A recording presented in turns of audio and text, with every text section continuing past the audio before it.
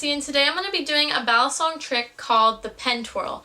It's a beginner trick that I made up because I really love to twirl my pen in class when I get bored, and it works on the balisong too. So if you know how to do the pen twirling, you'll probably know how to do the trick called the pen twirl. So I'll show you fast and then I'll show you slow. So here is fast.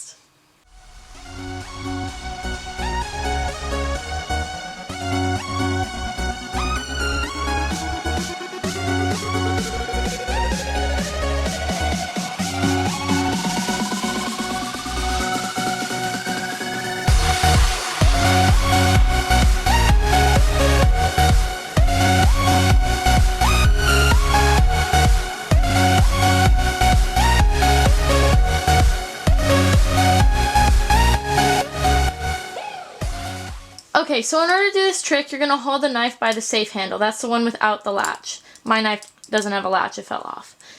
Okay, so you're first going to start off by doing a basic opening. And I'm not sure, I think this is basic opening number 1. The link above shows the video to it.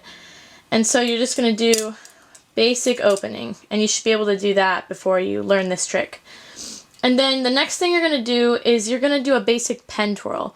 And if you've ever had a pen and in class you mess around with it, you probably have twirled it like this.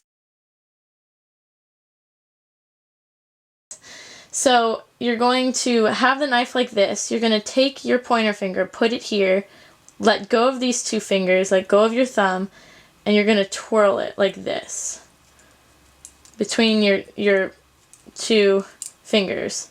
And you're going to catch it with your thumb right here. But, okay. So you're going to be in this position, you're going to twirl it like this. Like that. And once you get to this point, so here I'll go slowly around like that.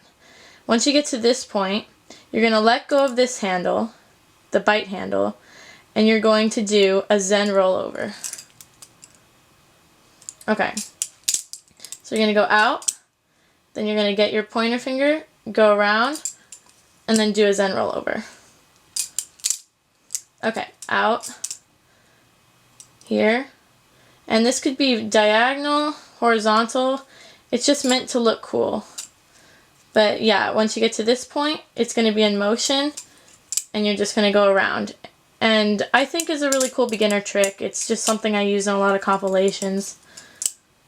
So I hope you got it. Please like, subscribe, and comment below any questions you have, and I'll make sure to answer them.